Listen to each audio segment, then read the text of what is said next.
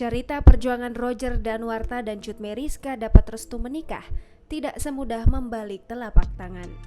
Sebelum menikah, pasangan artis Roger Danuarta dan Cut Meyriska harus melalui perjuangan untuk mendapatkan restu orang tua mereka. Roger awalnya tak mendapat restu orang tua Cut Meyriska karena perbedaan keyakinan. Kepada Teuku Wisnu dan Shireen Sungkar, Roger dan Cut Meyriska menceritakan kisah perjuangan mereka hingga akhirnya mendapat restu menikah. Cut Meyriska mengaku tidak bercerita kepada orang tua soal Roger Danuarta saat awal masa berpacaran. Dia mengatakan alasannya tidak bercerita tentang Roger karena sifatnya yang masih kekanak-kanakan saat itu. Artis yang akrab disapa Cika ini juga tak ingin kedua orang tuanya menyangka kalau ia cinta mati kepada Roger. Karena tak ingin bercerita, Cut Meyriska akhirnya pernah berceletuk kepada ibunda untuk mencari tahu sendiri soal Roger. Selain karena tak ingin disangka cinta mati dengan Roger, Cut Meyriska merasa akan menjadi penilaian subjektif jika ia sendiri yang menceritakan.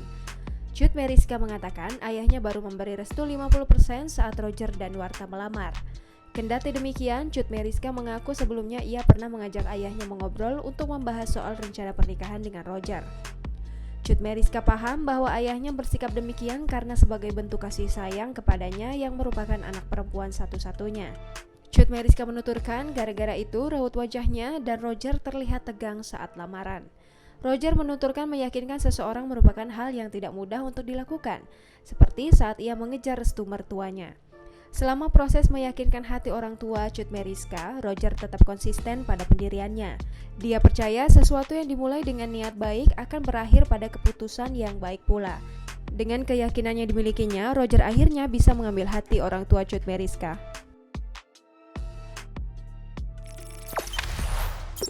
Jangan lupa subscribe, share, komen, dan like ya.